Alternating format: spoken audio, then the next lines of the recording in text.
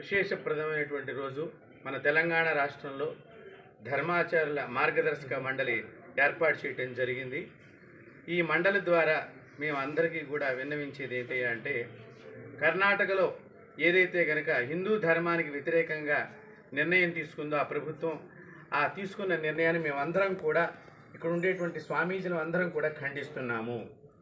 రెండో విషయం, పక్కనే ఉన్న తెలుగు రాష్ట్రమైనటువంటి ఆంధ్రప్రదేశ్లో అక్కడ అనేక దేవస్థానాల్లో మన హిందూ ధర్మానికి సంబంధించినటువంటి వ్యక్తుల్ని కాకుండా పరమతానికి సంబంధించినటువంటి వ్యక్తుల్ని అక్కడ ఉద్యోగస్తులుగా పెట్టడము, అలాగే వారికి మన ఆచారాలు తెలియకుండా ఉండటం వలన వారి ఇష్టం వచ్చినట్టుగా ప్రవర్తించడము, వచ్చే వారందరికీ కూడా వారి యొక్క ధర్మాన్ని గురించి బోధించడం, ఇలాంటివన్నీ చేస్తున్నారు. కాబట్టి ఆ ప్రభుత్వానికి కూడా ఇలాంటివన్నీ కూడా చేయవద్దు అని చెప్పి మా ధర్మాచారుల మార్గదర్శక మండలి ద్వారా మేము అక్కడ జరుగుతున్నటువంటి అనాచార పద్ధతులన్నింటినీ కూడా ఖండిస్తున్నాము.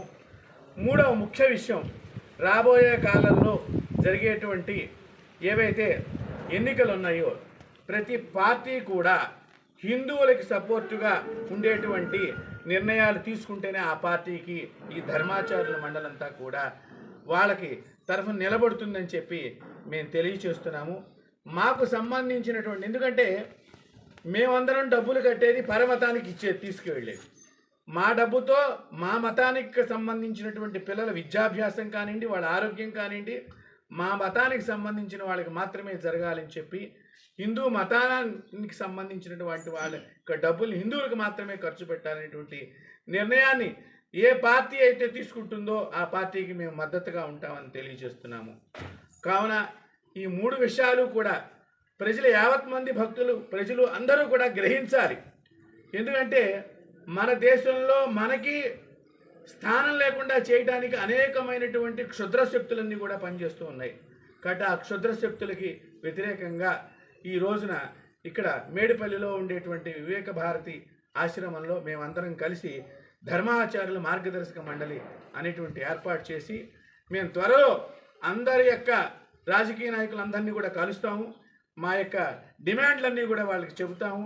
మా ధర్మాన్ని ఎవరైతే సపోర్ట్ చేస్తారో వాళ్ళందరికీ కూడా ఇప్పుడు కూడా మేమందరం కూడా ఆచార్యులు అందరం కూడా ఆశీస్సులు అందజేస్తామని చెప్పి తెలియచేస్తూ, జై భోలో భారత్ మాతా కీ జై, భోలో భారత్ మాతా కీ జై, భోలో భారత్ మాతా కీ జై, భోలో భారత్ మాతా కీ జై, భోలో భారత్ మాతా కీ జై. ముఖ్యంగా మొన్న దేవాలయాలపైన ట్యాక్స్ తీసుకురావాల్సిన ఒక చట్టాన్ని తీసుకొచ్చారు. తెలంగాణ ప్రాంతంలో ఉన్నటువంటి మేమందరం స్వామీజీలు దీన్ని పూర్తిగా ఖండిస్తున్నాము. ఒకవేళ తెలంగాణలో కూడా ఇలాంటి చట్టాన్ని తీసుకురావడానికి కానీ, దేవాలయాలను పూర్తిగా నియంత్రణలోకి తీసుకురావాల్సిన ఇలాంటి చట్టాన్ని రూపొందించిన మేము స్వామీజీలమందరం తీవ్రంగా వ్యతిరేకిస్తాము. దానిపై ఉద్యమం కూడా చేయడానికి సిద్ధంగా ఉన్నాం.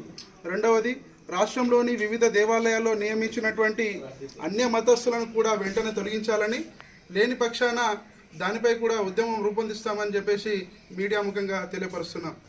మూడవదైనటువంటి, ఇప్పుడు రాబో ఎలక్షన్లు 80% ఉన్నటువంటి హిందువుల కొరకు హిందూ ఎజెండాగా తమ పార్టీలు తమ మేనిఫెస్టోలో హిందువుల గురించి వారి యొక్క పథకాలే కానీ, హిందూ దేవాలయాల రక్షణ కానీ, గోవధని కానీ వాటిని నియంత్రించే విధంగా చట్టాలను తీసుకురావాలని, లేని పక్షాన ప్రజలను ఆ విధంగా